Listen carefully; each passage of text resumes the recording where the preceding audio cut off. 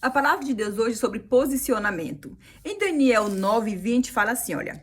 Falava eu ainda e orava e confessava o meu pecado e o pecado do meu povo de Israel. Olha que tremendo. O povo de Israel estava nesta época sofrendo muito, porque eles tinham sido levados como prisioneiros para a Babilônia.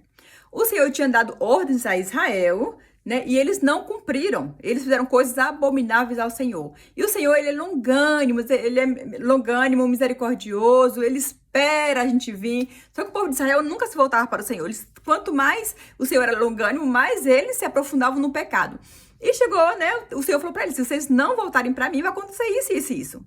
Então, eles, né, foram levados como escravo para a Babilônia. E Daniel também foi levado como escravo.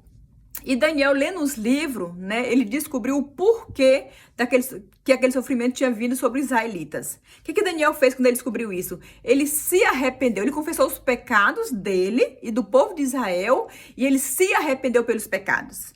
Como assim ele confessou o pecado do povo? Pois é, ele se posicionou pelo povo. Se o povo não voltava para Deus, então ele, né, tipo assim, assumiu a responsabilidade e o Senhor aceitou aquilo. Ele tá falando de posicionamento. O que isso quer dizer para nós?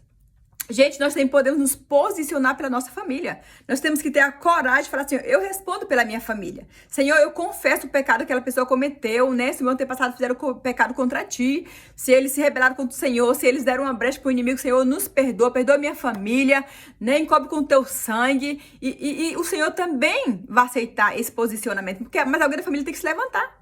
Por quê? Porque foi dado, existem leis espirituais, e o Senhor não quebra leis. Então, se alguém, né, deu para o inimigo, né, a legalidade para ele operar nessa família, o inimigo tá com a liberdade para isso. Mas se alguém se posicionar e falar assim: Senhor, me arrependo por esse pecado.